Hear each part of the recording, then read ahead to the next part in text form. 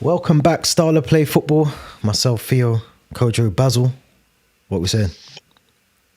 Yeah, Good. good. How you doing? Some of us can smile, some of us can't smile right now. It's all right. Some of us can have a half mouth. Some of us are still down in the trenches, but we're going to get into all of that in today's video, man. We're going to get into it, all of it, man. Make sure you subscribe, like the video, let us know your thoughts. If you're here as part of the live stream, again, get involved in the comment section, leave your thoughts as well. Let's start straight away. Big game. Spurs 2-0 up very early in the game.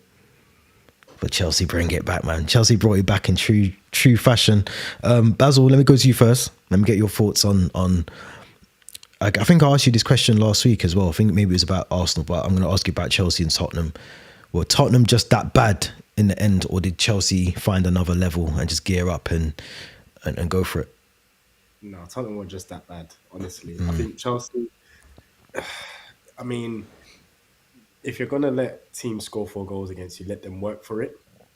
Well, a lot of it came from just bad defending and individual errors. I mean, the 2 penalties Tottenham conceded were just diabolical on any scale. Let alone a professional in committing those challenges, but people are supposed to be playing for like clubs at the top end of the league. Were just diabolical. I mean, Chelsea did have good phases of plays, but it was made a lot easier by Tottenham. They just structurally were all over the place, just didn't defend properly, left so much space for Chelsea to kind of, attack them and create the chances. I mean, I knew as soon as they went 2-0 up, I had a feeling Chelsea were going to, because Tottenham gifted you guys 2 penalties. So I can't even say Chelsea took their chances on the day. It's just that you were gifted 2 penalties to kind of put you guys out of sight by Tottenham, which is just criminal. No, I agree with that. I think it was, I think Tottenham were very unfortunate that they just came up against a team that can outscore them. Because I think defensively, both teams are poor. You look at the goals that we conceded, first of all, in terms of Cucurella, people blaming him. But I look at Levi Colwell for that first goal. That first goal, Levi Colwell has to do better. He knows Solanke's behind him because he has a quick look and he starts running towards goal. But he allows Solanke to go across him and get a win the ball. I've got a question for you, Theo, as a Chelsea fan, because I haven't been impressed with Colwell since his return to Chelsea personally. So what's your thoughts on him and where you think he can be? Because I have so much questions and doubts about him, concentration wise, awareness wise, and just all round defensive ability. I think he's a good defender. I think he needs. It's a shame that he hasn't had an opportunity to play someone like Thiago Silva and learn a bit more from him, because I think he's very young still and he's going to make a lot of mistakes, because I feel like the pressure's on him now to be the next big centre back that comes through at Chelsea. So I think he's definitely prone to a lot of mistakes. I feel like he needs an experienced defender to be alongside. Dizazi is not that. Badiashile is not that. Wesley Fofana is not that. So I think he needs someone that's going to be a Thiago Silva next to him. We could have done with that partnership for 2 years maybe, and then it would have allowed him to understand how he needs. I feel like Konate's had that with Virgil van Dijk a little bit, in terms of he's had someone that he's been able to, have someone theoretically cover up his mistakes for him as well. When you haven't got that centre back and you're just exposed, you've got someone like Fofana, or you've got Cucurella who's slipping like Bambi on ice next to you. You're the one that's got to cover those mistakes, whereas he needs someone to cover his mistakes. He hasn't got that.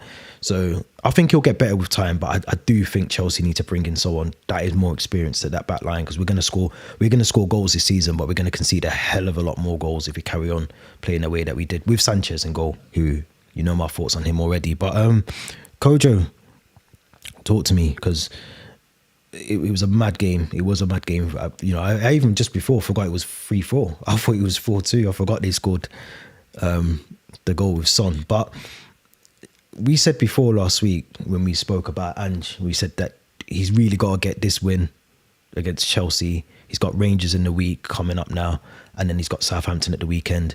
If he doesn't win those 2 games, is it goodbye? Is it goodbye from Ange? Yeah, I think a loss against Southampton might be the one that tips everybody over the edge, because they are the worst team in the league. That's just pure and simple. They are, but they play some good football. Like they gave us a good game. They gave Liverpool a good game. They do that, but Southampton's issue is they contribute to their own collapse. Yeah, They always give away goals that just don't need to be given away. Can't play by out giving from the ball away back. in the final third all the time. So that might be the game to just sort of play three or four attacking players and just get on there. It'll be weird. But look, in terms of this game, I think where he made a mistake, number one, was benching Maddison. I know that sounds crazy to some people, considering they scored 3 goals and he wasn't there for 2 of them. But I think in a situation that where you're 2-0 up and you need someone to come in so recklessly, you're not even getting the ball. I watched it about 10 times over. I rewinded, bro. I've not rewinded it in ages. I rewinded just to make sure. I was like, no, surely was the ball there? It wasn't even close. It was absolutely ridiculous.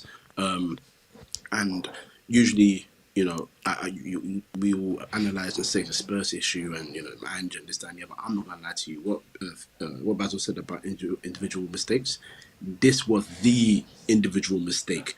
You could see all the heads drop because it was like, okay, they scored 1, it's 2-2. No, it's 2-1, sorry. We still kind of got control over being ahead in the game. We're still controlling the destiny of the game so far.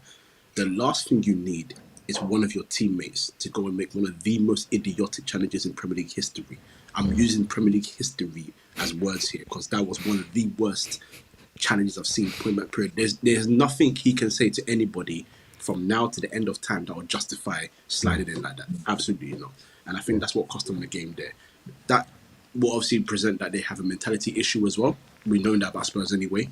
But the last thing you need in a big pressure game where your team has not played well in the last couple of months is for you to go and make such a catastrophic error against a team that is in form and, you know, up there in the league. You don't make mistakes like that. So yeah, I think that's where they lost the game. But yeah, Ange has 2 more games. Funny enough, I think they're gonna have Ten Hag fever and win those 2 games. No, I do. They're winnable. They're winnable. I want to talk quickly before we move on as well. I think one of the key things that changed for Chelsea was the fact that, well, we were kind of forced to take off Lavia after the challenge. I think it was on Kulusevski with the elbow. Yeah. Gusto came on, then you got to see Caicedo move into that midfield a bit more. But I think the ref should have sent both Caicedo off, to be fair. Caicedo should have been sent off for his challenge. I think it was reckless. He didn't. It was a reckless challenge. He should have been sent off for that. And then, I mean, the Kulusevski one, I don't know, man. I don't know how you can't. The division of sight is right there. Anthony Taylor can see everything that's going on and still manage to not send him off. Can we say, crazy. Can we say, I don't know if we'll talk about this game as well. Actually, maybe because it was El Sakiko. But the refereeing in those 2 games alone, West Ham, Wolves, and your game, missing obvious penalties, missing obvious red cards. The standards on the floor. It's on the floor. Bro, it's gone past the floor. It's in hell, the deepest pits of hell. It's honestly ridiculous. The thing is this, right? You can blame the referee. Referee, I don't know, you know, he's missed it, fair enough. But then it makes you question, what on earth is the point of VAR? We always come back to the question of I mean, we've got replays. I just said all 3 of us, we've seen, like, and also bringing in the Wolves West Ham game. All 3 of us have seen the replays on our television. We've concluded, and I'm pretty sure most people have concluded, they're all, well, the 2 incidents are definitely red cards, and then the Wolves incident is 100% a penalty. The guy's gone in behind the West Ham player, hasn't won the ball, and has more or less shoved him over. He's barged him over. And VAR's had a look and deemed it, and has deemed them not at least send the referee to the monitor, because if anything, then it's the referee's decision as to whether he decides it's a red card or whether Wolves West Ham it's a penalty. At a minimum, you should be sending the referee to the monitor. So I question, what is the point of VAR if we're still missing these kind of incidents? It makes it redundant.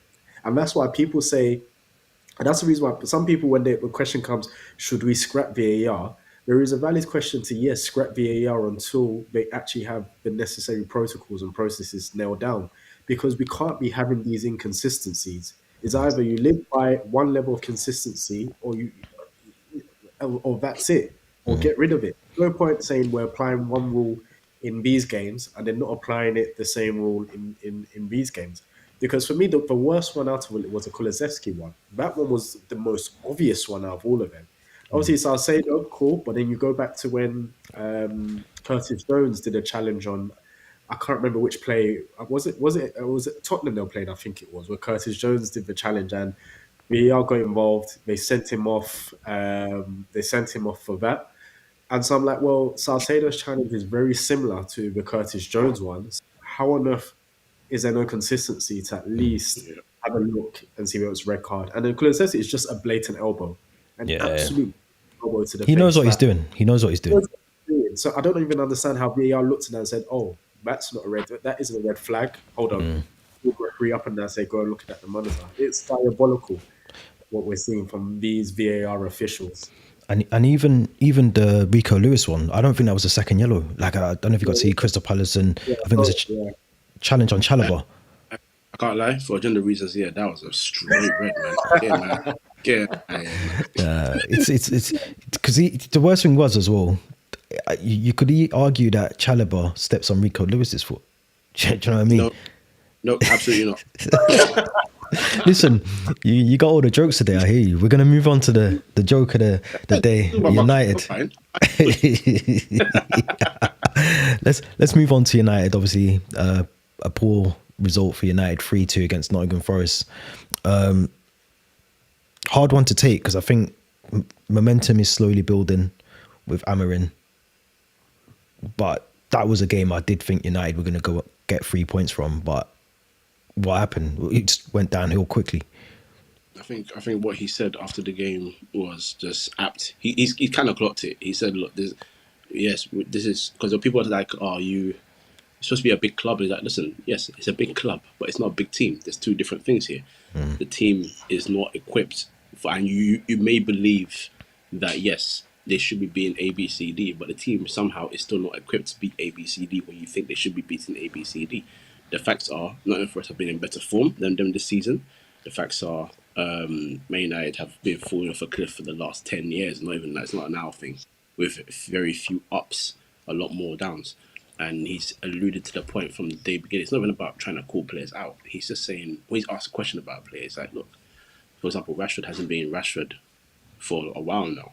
So Rashford needs to find Rashford. And he says about A, B, C, D as well. And he's not afraid to shy away from talking about either player. So he's not an issue. What happened in the game was just what you saw over the last 2 years. It's a mentality issue, it's a lack of planning issue. And the players that don't seem to want to step up for the occasions when necessary. In this formation that they're playing, the team that they played was not a bad team, so there's no excuse in terms of missing players or getting you used to the system and all that kind of stuff. There's players that have played the system before, they were in the lineup, and they've started the season well started with him well with beating Everton 4-0, for example. So there's no excuse. We're not going to sit here and make excuses for them.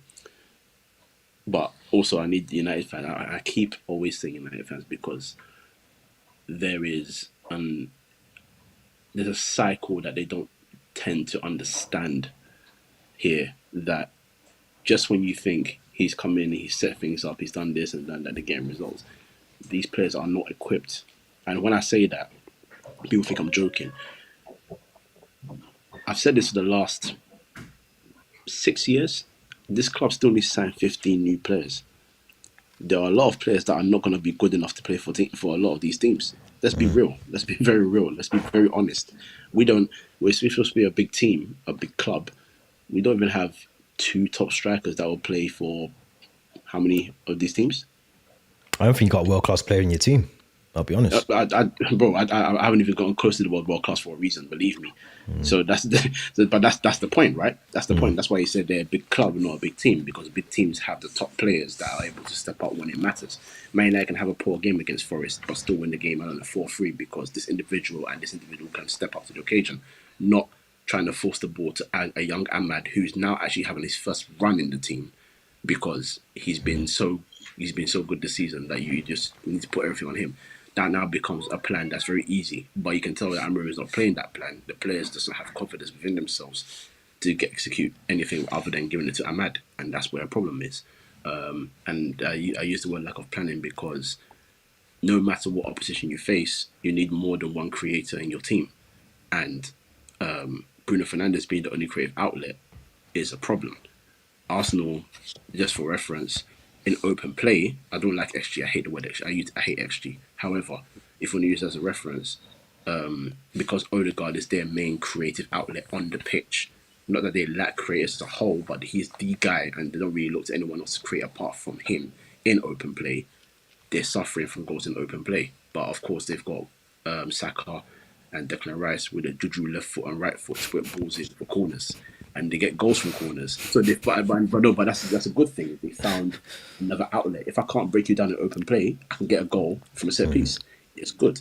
United don't have that because the players are not good enough, quite frank. So I wasn't surprised by the loss. But this is just an learning curve for the club. This is the next 12 months are going to be huge. And the reason I say that is because in relation to January and summer transfer windows, especially summer, there are a lot of these actual first teamers that are out of contract. And in the past, we've given these guys extensions because they want a little bit of moolah. It's not time for the moolah right now. Financially, we're struggling, but you have to get these wages off the bill and bring in players that actually would step up to beat, dare I say, Nottingham Forest. So this is why I'm not mad. I know the United reality. I'm not going to make any excuses for them. They suck. It's quite frank. It's quite simple. And it's not bad for me to expect wins. It's not bad for you guys to expect wins. But also, no one should be shocked when United don't win games. That's just me being real. So, yeah, man. Forest were good. Forest were good as well. They were worth it. I'm just going to say this. There's one person in the Premier League right now that's making me very happy, and it's Chris Wood, because he's bringing real number 9s back. That header was superb. So kudos to him, man. He's a good weapon for them. But yeah, man, well deserved loss for United again. Well deserved loss. I don't think I've ever heard those words being put together before. But but for Basil, Forest are doing well. I mean, they only had 29% possession of the ball against United, and they still capitalised. They still allowed United to try and play through them. Like Kojo said, they found that difficult, but they're flying high, 5th in the league. You know, Nuno's doing some, and like Chris Wood's been brilliant for them as well. Morgan Gibbs White, another one. But I didn't have them up there, I'll be honest, at the start of the season, but they are playing some really good football at Forest. Yeah, they are. I think they'll probably finish maybe, I don't know. I was going to say top half, but then it's still tight between like the top half and the top half of the bottom half, if that makes sense, from about 13, 14. So things can always change within 2-3 games. But they are playing well. I think what Nuno's done is he understands the players he has, what works for those players and the system to play, and the players have understood that and bought into it. Yeah. So I think that's the reason why they're playing well. Like I said, they do have a top quality player, Morgan Gibbs White, who I think should be playing for one of the bigger clubs, because I actually think he's actually that good. I think he's one of the best all-rounded midfielders in the league. And I use the word all-rounded because sometimes you have midfielders who specialise, who maybe be in the holding and more defensive-minded, those who are good passers, those who are maybe more attack-minded. But I think he has all of those attributes. People don't appreciate. He really puts in a shift defensively, works hard, also puts in a shift offensively, so does like getting forward. And he has quality on the board in terms of some of these passes, some of these final passes, whether it be intricate or long passes. Some of his movement is good, and some of the positions he actually picks up is very, very good. So I think they do have a star in him, and I'll be very surprised. I mean, I wanted him at Arsenal in the summer, to be honest. I would have preferred him rather than Marino, because I think he would have added to our midfield. I'll be very surprised if he's still there come the summer.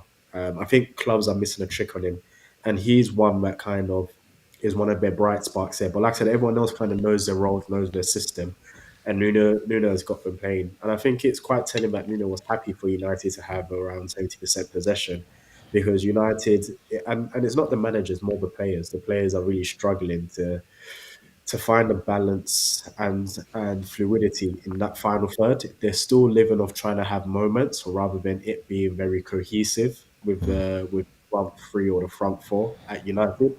And I think because of that, not the Forest aren't the only team. Many teams are happy for them to have possession sometimes, just because United aren't always efficient with their use of the ball. Sometimes they're trying to force passes. Sometimes the passes mainly come from Bruno Fernandes. It lacks execution and quality.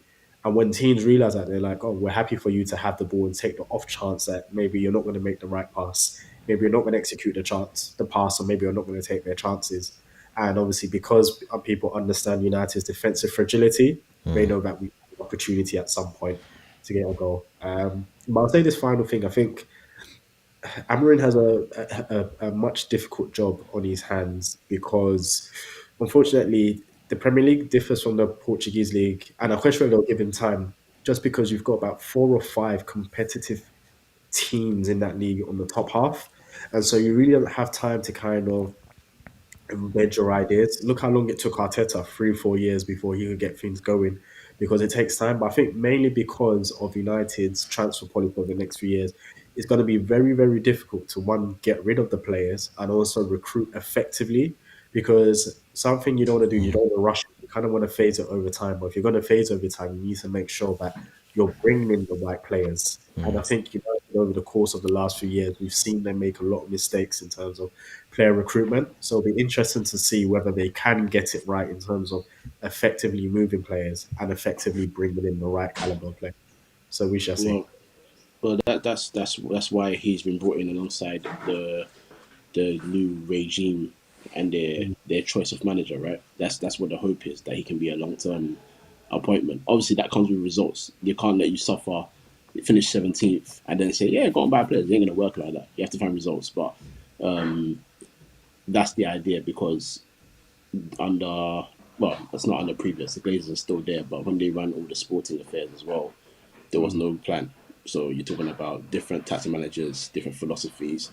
That's why it's not a sympathetic thing, but for someone like, I don't know, let's say Martial, for example, Martial's not going to develop properly when he's got one philosophy of LBG, then one philosophy of Mourinho, one philosophy of Ole Gunnar Solskjaer.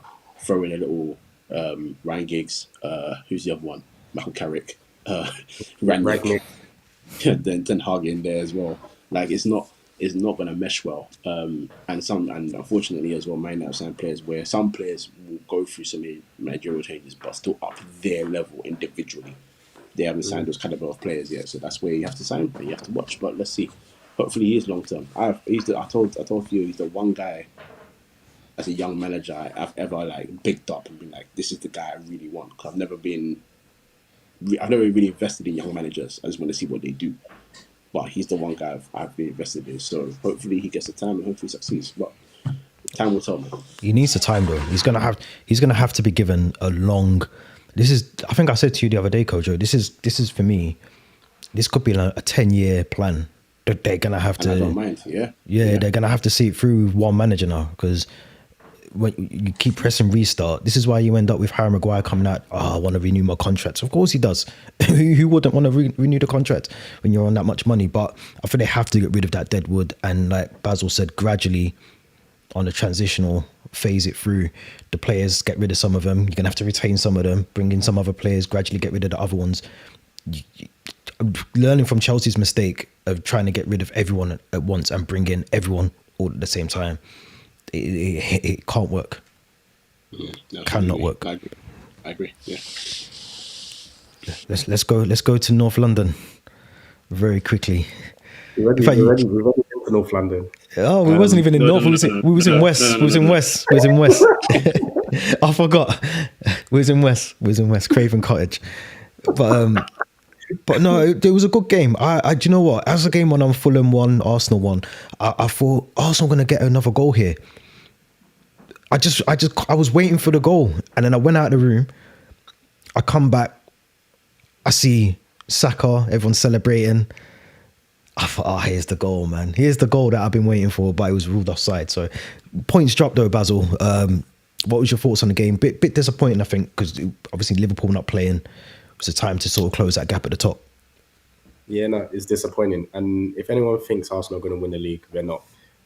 Because let's be brutally honest. Like, when we went to when last season ended, the first thing people said was that if Arsenal had won the games they should have, and they mentioned the 2 games, Fulham and West Ham. Or was it West Ham? Yeah, they didn't even mention Villa, which was another one, because we lost to Villa both home and away last season, and that should have been mentioned. But saying Villa, but then the main one they didn't mention was Fulham and West Ham. They said if Arsenal had won those games, they claimed Arsenal would have won the league. So we fast forward to this season, it's still the same thing. We're not beating teams like Fulham. We're not beating teams like Brighton. So I'm like, hold on. If if those are the reasons people are claiming Arsenal didn't win the league last season and we still haven't rectified that, what makes people think they're going to win the league this season? We struggle. Because you We should. struggle. Huh? There you go. There you go. I mean, it was. I mean, if you're serious about winning the league, then these are the games you win. And it goes back to the thing when the onus is on Arsenal to get these results when other teams haven't played and not playing, we always fumble. It's the same as last season. When it was us going in first, or maybe teams have slipped up, and now it's kind obviously it's not in our hands, but it's like you need to go and make sure you win the game to kind of make a statement and put pressure. We always fumbled. So there's a few things I'd like to highlight. Obviously, we're worse this season. Our recruitment has just been absolutely shocking. None of the players we brought in have made an impact because Calafiori's been injured. I mean, he's done well. We've seen a few defensive lapses, which is fine because he's young. But like I said, he's injured, so we're basically effectively playing with the same team. Marino was brought in. He's not starting games, and when he does come on, doesn't look good enough. People can give their reasons as to why. I don't even Sterling just still is not getting a game, which I just find baffling. We're still trying to win games with the same substitutions and the same players as we have for the past 2 years in Trossard and Gabriel Jesus. The substitutions are so predictable. But I'll mention these two things, and then obviously I'll let Kojo come in with his bit because I know he. So two things. The first one I want to, the first one I want to highlight is Odegaard. I don't keep as much praise on Erdegaard as much people do because I don't think he's effective. I think what happens is when everything is good with Arsenal, he's very effective. But what you find is that when things are going well and he needs to be the player to step up, he isn't effective because I've always said his game is very, very predictable.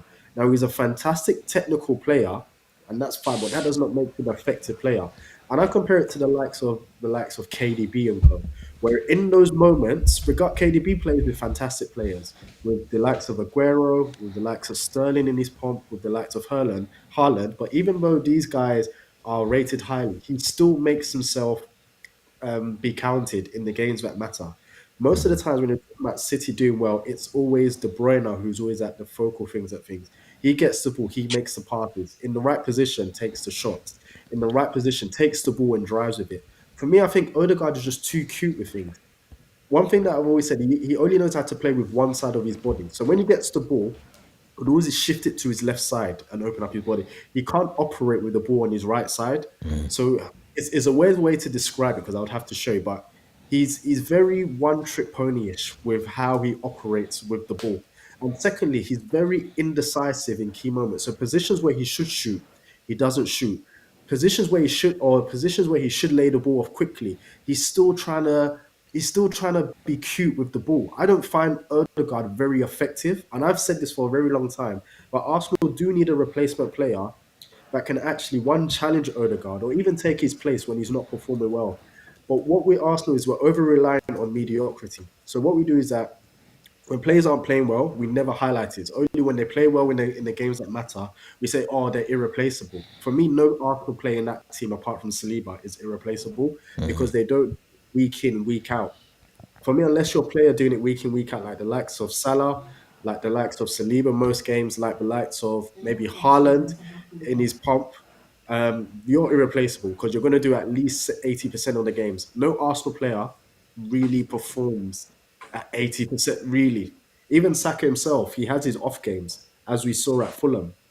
So my biggest issue, and then Arteta for me, honestly, needs to go at the end of the summer. I was He going to needs to ask go. you that. I was going to ask you Taking that. us as far as we can.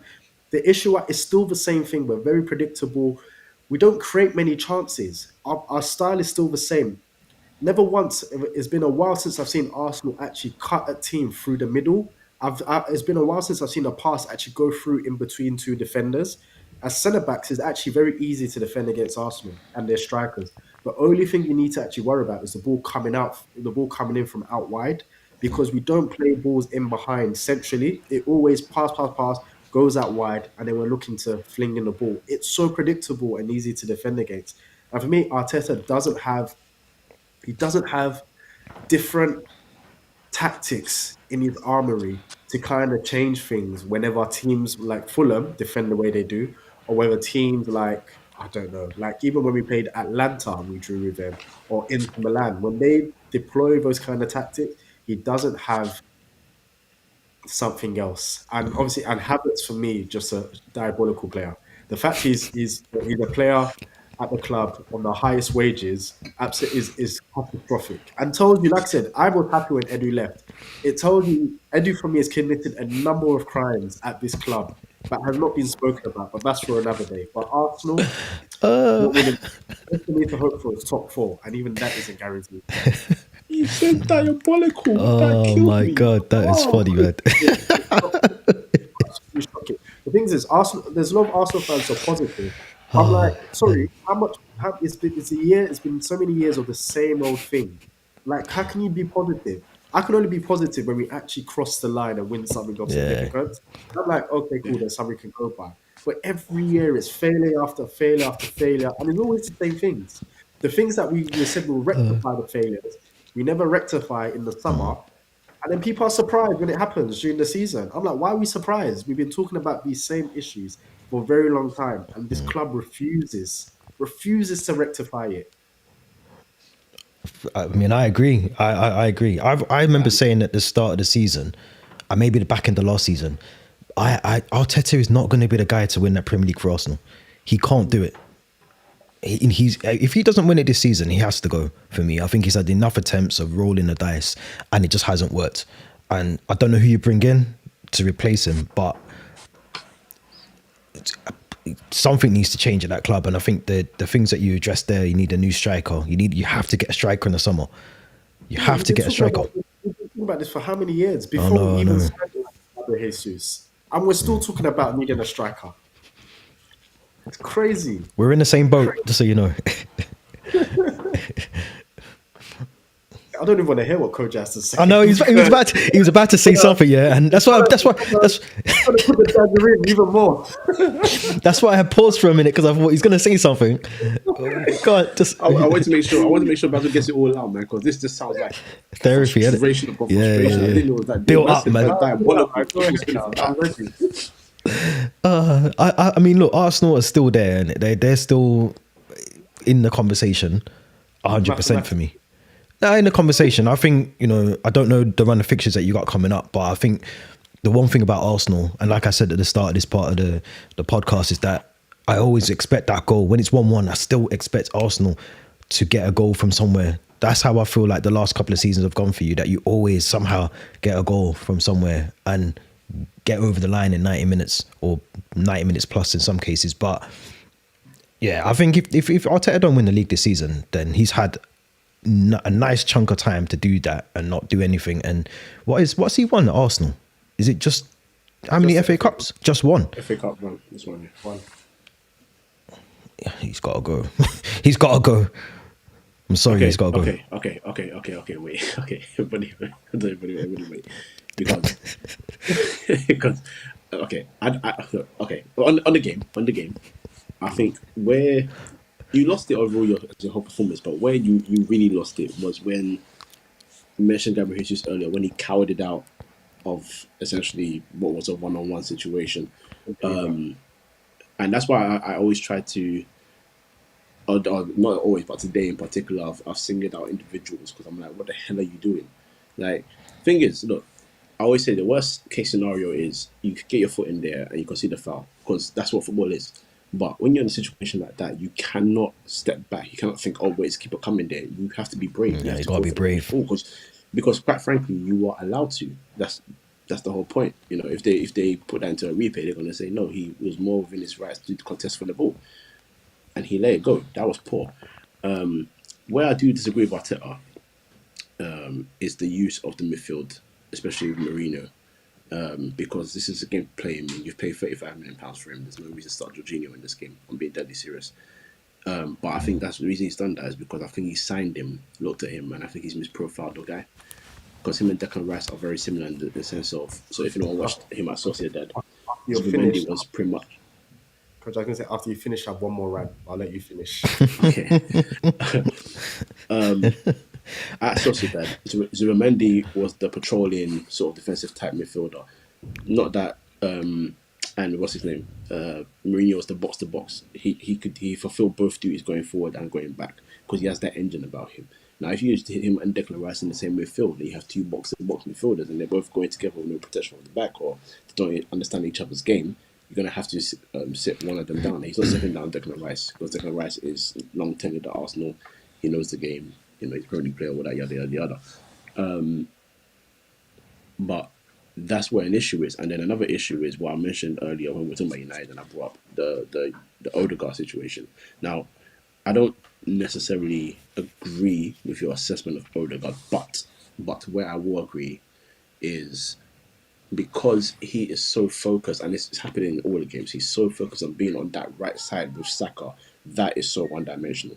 So you're not creating a lot of chances on the left. That's why Arteta was asked by in a press conference saying, why are you guys not creating as much chances from the left side? Part of that is because your chief creator, who's supposed to be an attacking central midfielder, is always on the right side with Saka. Maybe because Saka's the biggest threat in that front line. Fair enough, but you still need to create from both sides. That adds unpredictability to attack, helps you get more goals. And that's why I made the point that because you couldn't unlock that defence, you start going for set pieces. And obviously, yes, I can't say apart from the goal came from a set piece, but you can see Fulham had a plan.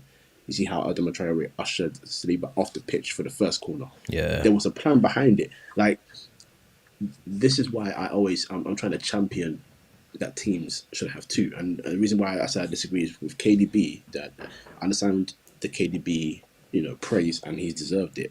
But what KDB has as a luxury on top of that, on top of his ability and his quality, is if you look around that City side, they will always start with 2 or 3 creators within that team. So you can't focus on the one individual. Because Bernardo Silva might not have scored for the last, 9 months until the midweek game beforehand, but he's still a threat. Then they've got Grealish, who is supposed to be some sort of threat. His numbers don't show it, but he's supposed to be some sort of threat creatively. Doku with his speed, Savinho with his speed. Before then they had Mahrez. You know what I mean? Like and in terms of the forward line, they had Aguero, then they have Haaland, so they have gunmen who are ready to strike when necessary. Like, there's such a myriad of ability, so much quality in and around the team that he has that luxury. I'm not trying to take that away from him. He steps up. You said it. You're right. He steps up 90% of the time. You can look to Kevin De Bruyne, and he will step up for your club. But he has that luxury, and I think that's why you see at Belgium he kind of struggles a little bit, because when it gets to the big moments, Belgium can't find a way out because apart from KDB. I'll say this quickly, right? And here's the thing: like, when you look back and you see City highlights, you can see many times where KDB has got a key assist or a key goal. That's why I said the 90%, because he's the guy he's involved. Yeah, and I know, because I was going to compare that, because that's my biggest issue with Odegaard. When you look at his numbers, because it doesn't add up. People are saying like, oh, the reason why we've made him a focus because Arteta set up the team when no one else, there's a lack of creativity. So what we've done is we've elevated, for me, Odegaard higher than he should be. Because I would say this: when you look at his statistics, it doesn't read well. And I sit there, it's like, how can someone who has a low goal return or a low assist return be that imperative? I'm not saying he is an imperative player, don't get me twisted. I'm only saying it's only because no one else pulls their weight. So what we've done is we've elevated him high, and I'm like, well, his numbers doesn't show that he should be that imperative. And that for me goes to bad squad planning and also bad tactics from the manager. So what it's done is it's made, for me personally, and I'm happy for people to disagree. I don't mind people saying, it's just made him look better than what he actually is, me personally. He's a good, fantastic player, but I'm saying it doesn't. His abilities doesn't equate to effectiveness on the pitch, and because of that, because of everything that's happening, it's elevating him higher than he should. Because when it comes to key games, I never look at Odegaard as like he's the one that is going to get us out of trouble, or It's not a game changer. I don't look at him like that. Which, like, certain games, sometimes I sit there, I was like, I want him to come off, but we don't have anyone to bring him on for, unfortunately. I want to quickly say though, I feel like Declan Rice has been a big flop. I was back. That was my rant that I was going to say to him. No, don't. No, you know, when you mentioned Jack Grealish as well, he's another flop. They're flops. Listen, Grealish, yeah, but Rice, why? Nah, Rice has been a flop, man. I only spent 1 minute on this. So my issue with Rice is this: we're trying to make him something he's not. So I'm saying I don't think Rice has good attacking capabilities. So we're trying to play further up. He's not a great passer of the ball. Doesn't make intricate. I know, Coach, it's true. He's true, intricate passing I'm letting you go. Just keep going. Go ahead. I'm telling you now, those passes, those intricate passes that you can put someone in behind, doesn't have it in him. He sometimes dribbles into blind spots and then has to turn Danger. back. Yeah. Play it back. And I'm saying that there's a lack of, because he doesn't have the capabilities to do that role. I'm just like, he shouldn't be there. He should be playing as a number 6, as a DM, strictly. I'm happy for him to play there. But what we're trying to do is trying to make him do things that he doesn't have the capabilities to do. He doesn't do anything in our midfield when he's playing further up. It's as simple as that. Simple as that. And that's my rant over, because I don't have time. But that how's that qualify to him being a flop? I'm confused here. Because we spent 100 million on someone, yeah. And what do you mean? You spent that much money and you can't do what you brought him to do. Okay, no. Okay, no. Wait, see, I don't think that's fair. Reason why, I can't believe I'm about to defend an Arsenal player. You guys need to stop doing this. Look, I don't think that's fair off this basis. Now, you mentioned Jack Grealish. Listen, I can tell you all day that I knew it was going to be a flop from day one. That was a disaster waiting to happen. So I do take that point that you're saying that he's been given a lot more responsibility than he should have been. Right, I think that's a fair thing to say. Okay, but for 100 million, should he not be able to do what he's been asked to do in that role and do it well? I think he's doing it to the best he can. I'll tell you like for 100 million worth. No, bro, don't put me in that place for 100 million. Let me show you. I'll do it myself. I'm telling you. Again, I'll put it like this. You're asking, okay, so Basil said that he expects him to be the number 6 because defensively he's great and he does that job perfectly, really well in the midfield, right? So far, without even playing that role or in that position, however you want to describe it, right? Okay, as a number 8, yes, sometimes he does to bind alleys. I think, and I made this is the reason I made a point about Arsenal and lack of creativity. Again, I want to keep referring back to this point. You can look at the individual and criticize, and that's fair, but you also have to look at the collective and how that affects the individual. When you look at Arsenal midfield, and especially when you start having right back issues, and for some reason putting Partey at right back, even though Timber and Calafiori is still alive, and Tierney's alive, even though take your one game, take your 90 minutes before he gets injured for another year, but take your 90 minutes. There is such I feel there's like a lack of proper cohesion in that midfield. That's what I was alluding to in the first place. So you signed a player like that, and he's a very good player. He's shown that he can defend very well for Arsenal. He's shown that he's a threat at set pieces, in particular taking them, especially at corners now. So he's added another Arsenal part to his Arsenal. Pun. This sound like a very expensive flop to me, but go on. I don't think that's a special flop because a flop doesn't help improve the side to going from 8th, 5th to title challengers. That's not a flop. Jack Grealish goes into a club that's really title challengers, fine, but absolutely contributes nothing to it. That is a flop. Paul Pogba, this is gonna hurt me, bloody hell. Paul Pogba coming into a team and winning trophies in the first 2 years and then not doing anything after that. That is a flop. We're talking about this guy. And he doesn't add to those flops around him. I'm sorry. There's levels to being the flop, though. There's levels to. I know there's levels to being the flop, and that's what I'm trying to make it. He's not a flop. Now we're gonna continue this. If it goes sour from here, and you have that conversation in a year or two, and he's not great at understanding the other, fine. But as far as I'm concerned, he's been great for Arsenal because he's done what he needs to do for the club already. I don't think, to be honest, a lot of players that we signed for 100 million plus, I don't think many of them are even worth that cost. But you don't determine the fee as a player, unfortunately. But a lot of them are not. You know, we can go back to this. But flop, yeah, man. I think you guys need to chill, man. I think everyone needs to just breathe. I think everyone needs to, especially you, Bazooka. I know you're frustrated. You went to Fulham. You thought you were going to get a win. The goal was offside. I know you celebrated. I know you jumped. I know you shouted. Breathe. It's okay. Listen. I did want to do the Salah Palmer. We can still do it. It's still got a couple of minutes, but let's do it briefly, and then obviously we can touch upon it. And yeah, we need to talk about that in a bit more depth, man. Because I need to. I'm going to show you a show. I'm going to get some evidence and bring it back. For it, man. And we can talk about it. But what evidence you need? Just wait, man. I'll bring the evidence, man. You're right. The thing is, here's what I dislike about the conversation between Salah and Palmer. Go on. Palmer scored 2 penalties this week, right? Mm-hmm. Which were very good, by the way. Very good penalties, but obviously they're penalties. But then my issue is that before this game, he was quiet for the last 3 games. That's my point. even though he did score, like I think last week he scored a wonderful goal. He was quiet. So no. So what I'm saying is this: he was quiet for like the last 3-4 games, right? Any standard. And Was also, I'm he? like, Yeah, he was quiet. He was quiet. He was quiet. He was He was quiet. quiet. But here's what I'm alluding to, right? Because he was quiet, and obviously there wasn't much talk around him. But There then hasn't it's been like that much talk this season. He hasn't had the spotlight's not been on him like last season. But then Salah's been very consistent, game in, game out. And I was like, hold on, why are we holding people to a different standard? That Salah can do it week in, week out, we can praise him. Someone can be quiet for the last 3-4 games, scores 2 penalties in a game, and then all of a sudden we're talking about the best talent we've seen since Haaland. I'm like, Yeah. come on.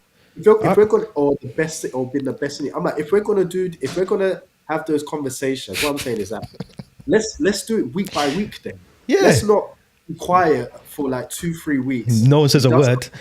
And then now it's like, oh, he's the best we've seen. Listen, oh, I'm like, come on, if we're gonna say this kind of So thing, if someone's in form for about, I don't know, 4 months, and this is not Palmer, by the way, I'm just in general. Yeah. If someone's in form for 4-5 months, hell, you know what, years even, to be fair. But we're talking about this, the whole outroar is because a certain scouser went and said for the last 18 months no one's been better than him, right? So that's what the outroar is. But I think that's a mad statement to make.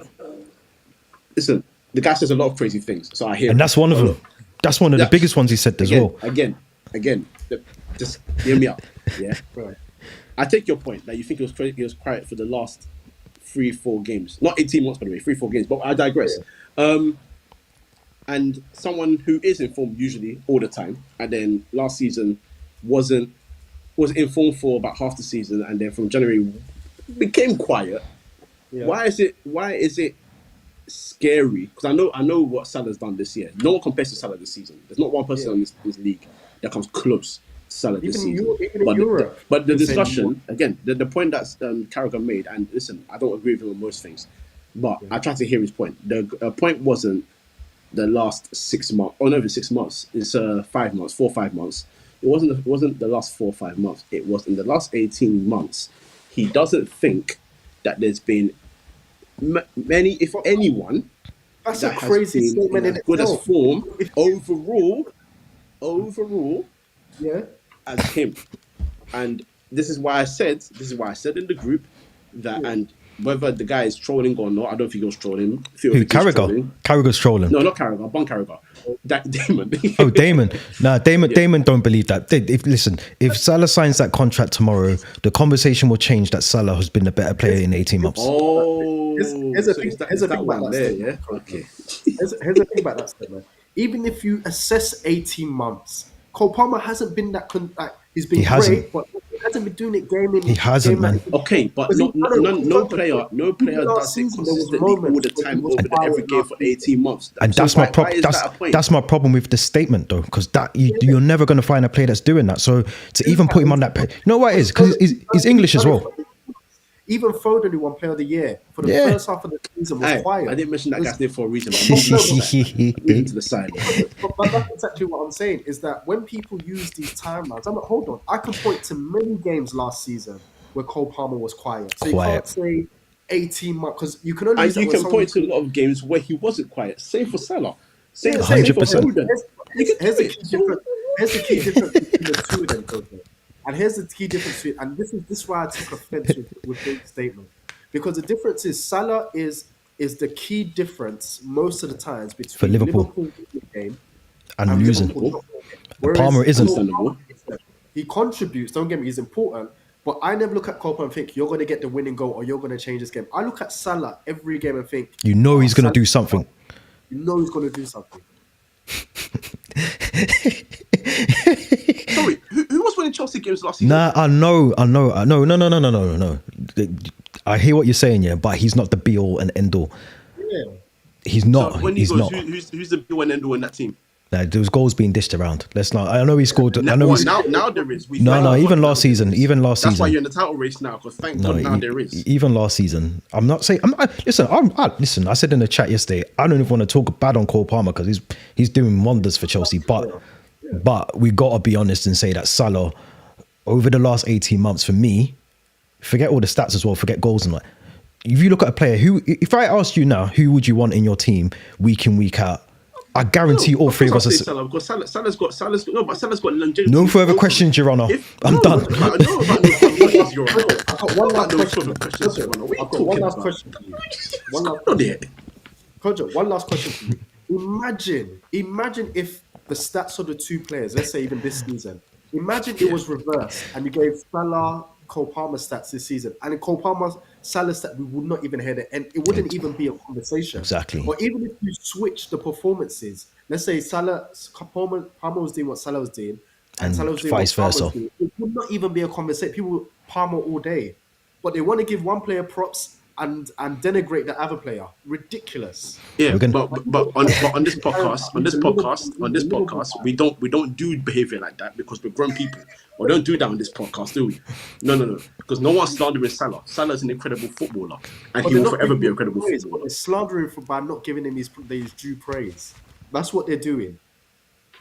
I agree with that's that there. them. Before we wrap That's up, them. I agree with that It's me statement. here. Shout out the footy You heritage. man are insane. We're gonna run this back. Yeah, we are, but shout We out now. need to bring back this conversation. We need And to have that and that comment as well. Look at that comment right there. I agree with that. What did he say? He's I can't see clear. it. What did he say? He says Palmer is wavy. He's a wavy baller, man. Can't discredit what he's done. He's definitely clear of Saka and Foden, and he's younger, and he's just came on the scene.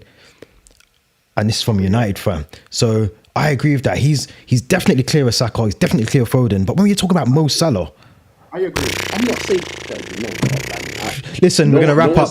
Clear of Mo Salah, by the way. But hey, man, run your We're game. gonna wrap up. We're gonna wrap up. We're gonna bring this back next time. This is the whole conversation we're gonna have about this next time we're on here. But Basil, Kojo, as always, man, this has been the best live debate show we've had in a while, man. We need to do this more often, innit? Come on. You guys run for Prime Minister. You're really good at this. Well done. No further questions, Your Honor. Listen, like, subscribe, share, all of that stuff. Make sure you come back. We're gonna continue this conversation, man.